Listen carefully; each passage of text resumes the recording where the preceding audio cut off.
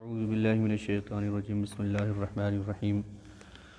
مثل الذین ينفقون اموالهم فی سبیل اللہ کمثل حبۃ انبتت سبع سنابل فی کل سنبلۃ مئۃ حبۃ واللہ یضاعف لمن یشاء واللہ واسع علیم۔ ان لوگوں کی مثال جو اپنے مال اللہ کی راہ میں خرچ کرتے ہیں اس دانے کی طرح ہے جس نے 7 بالیاں اگائی، ہر بالی میں 100 دانے ہیں، اور اللہ اس سے بھی زیادہ بڑھاتا ہے جس کے لیے چاہے، اور اللہ وسعت والا اور علم والا ہے۔ یہاں پر اللہ سبحانہ و تعالیٰ کی راہ میں خرچ کرنے والوں کی فضیلت بیان کی جا رہی ہے کہ جو اللہ تبارک و تعالیٰ کی راہ میں خرچ کرتے ہیں ان کی مثال اور ان کا اگزامپل ایسے ہے کہ جیسے کسی نے زمین کے اندر ایک دانہ ڈالا اور اس دانے کے ذریعے 7 بالیاں نکلی اور ہر بالی میں 100 دانے ہوں تو یہ 700 ہو گئے، یعنی ایک دانہ ڈال کر کے بندے نے 700 دانے حاصل کر لیے۔ ایسے ہی جو اللہ تبارک و تعالیٰ کی راہ میں ایک خرچ کرتا ہے، اللہ تبارک و تعالیٰ اس کے خلوص اور اس کی نیت اور اس کی سنسیئرٹی کے مطابق اسے 700 گنا تک ثواب عطا فرماتا ہے۔ اور یہ بھی فرمایا کہ یہ اس کی حد نہیں ہے 700، بلکہ اللہ تبارک و تعالیٰ کے خزانے بھرے ہوئے ہیں اور وہ بڑا ہی سخی ہے، بہت ہی کریم ہے۔ تو اللہ فرماتا ہے کہ جس کے لیے چاہے وہ اس سے بھی زیادہ بڑھا کر کے دے گا،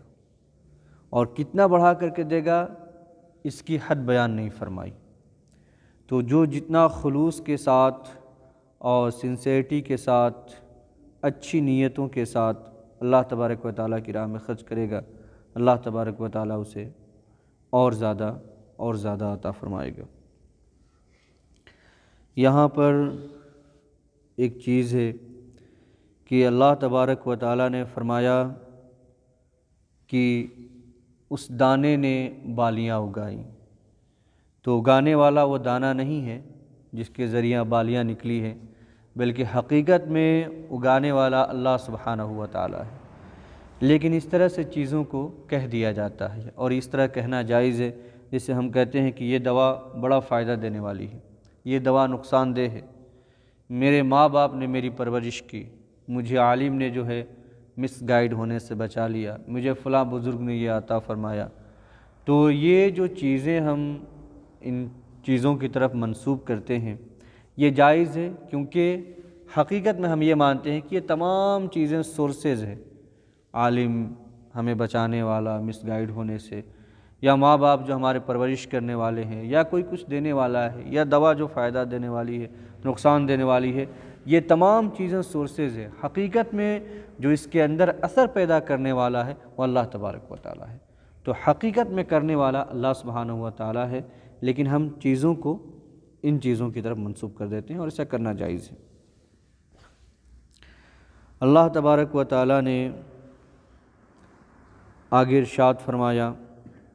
الذین ينفقون اموالهم فی سبیل اللہ ثم لا يتبعون ما انفقوا منا ولا اذى لهم اجرهم عند ربهم ولا خوف علیہم ولا هم يحزنون۔ اور جو لوگ اپنے مال اللہ کی راہ میں خرچ کرتے ہیں پھر اپنے خرچ کرنے کے بعد نہ احسان جتاتے ہیں اور نہ تکلیف دیتے ہیں، تو ایسے لوگوں کا اجر و ثواب ان کے رب کے پاس ہے، نہ انہیں کوئی خوف ہے اور نہ وہ غمگین ہوں گے۔ اب یہاں اللہ تبارک و تعالیٰ نے یہ جو آیت کریمہ نازل فرمائی، یہ اس وقت نازل فرمائی جب بیٹل آف تبوک ہونے والا تھا، اور مسلمانوں کی حالت بہت ہی پتلی تھی مال کے حساب سے، اور یہ دور ایسا تھا کہ جب مسلمانوں کے پاس مال کی بہت زیادہ کمی تھی، اور اسی وجہ سے غزوہ تبوک، بیٹل آف تبوک کو جیش الاسرہ بھی کہتے ہیں، یعنی سختی کے دنوں والا یہ جنگ اور سختی کے دنوں والا یہ لشکر تیار کیا گیا تھا، جب مسلمانوں کے پاس قحط سالی کی وجہ سے، کرائسس کی وجہ سے کھانے پینے کی چیزوں کی بڑی کمی تھی۔ تو اس وقت جب یہ بیٹل ہوا اور اللہ کے رسول صلی اللہ تعالی وسلم نے مسلمانوں کو انکریج کیا کہ وہ صدقہ کریں اور اس لشکر کی تیاری کے لیے مال دے، اور یہ بہت بڑا لشکر تھا، تقریباً ایک روایت کے مطابق 10,000 سے زیادہ، ایک روایت میں ہے کہ تقریباً 15,000 سے 16,000 کے آس پاس مسلمانوں کا یہ لشکر تھا۔ تو اس میں حضرت سیدنا عثمان غنی رضی اللہ تعالیٰ عنہ نے 1,000 اونٹ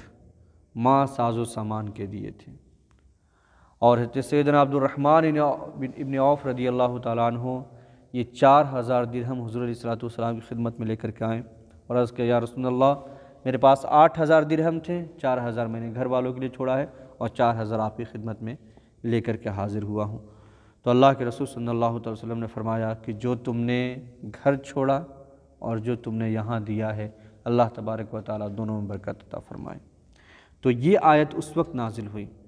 کہ جو لوگ اللہ کی راہ میں اپنے مال کو خرچ کرتے ہیں اور خرچ کرنے کے بعد کوئی احسان نہیں، کوئی تکلیف نہیں،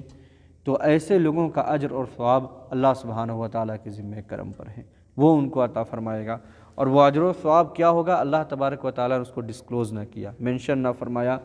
کیونکہ وہ اجر و ثواب اتنا زیادہ ہوگا کہ انسان اس کو سوچ نہیں سکتا ہے۔ اور اللہ تبارک و تعالیٰ نے اشارتاً فرمایا کہ یوں سمجھو کہ نہ ان کو کوئی خوف ہے اور ڈر ہے، اور نہ اس دن وہ کوئی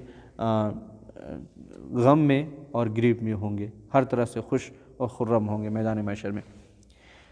تو یہاں پر اللہ تبارک و تعالیٰ نے یہ بات بیان فرمائی ہے۔ ہوتا یہ ہے کہ عام طور سے لوگ جو ہے اپنا مال خرچ کرتے ہیں اور پھر خرچ کرنے کے بعد کبھی احسان جتاتے ہیں، کہ احسان جتلانے کا مطلب یہ ہے کہ لوگوں کے سامنے اظہار کرتے ہیں کہ دیکھو تم کو ہم نے اس وقت دیا جب تم مشکل میں تھے، اور جب یہ احسان جتلاتے ہیں اور لوگوں کے سامنے اس بات کا اظہار کرتے ہیں تو جس کو دیا ہے اس کے دل کو تکلیف ہوتی ہے۔ تو یہ احسان جتلانا، آپ نے دے دیا ہے اللہ تبارک و تعالیٰ کی رضا کے لیے، اب اس کو چھوڑ دیجیے، ذکر نہ کیجیے۔ تکلیف دینا یہ ہے کہ آپ اس کے سامنے یہ کہیں کہ تم مفلس تھے، نادار تھے، تنگ دست تھے، نکمے تھے، کچھ نہیں تھا، تو ہم نے تمہاری خبر گیری کی، ہم نے تمہیں دیا، یا اور اس طرح کا دباؤ بنائیں اس پر۔ تو اللہ تبارک و تعالیٰ نے فرمایا کہ دینے کے بعد اگر کوئی اس طرح کرے کہ اسے احسان جتلائے یا پھر اس کو تکلیف پہنچائے یا اس پر کوئی کسی طرح کا کوئی پریشر بنائے، اللہ تبارک و تعالیٰ فرماتا ہے کہ پھر ایسے اس طرح کا صدقہ جو ہے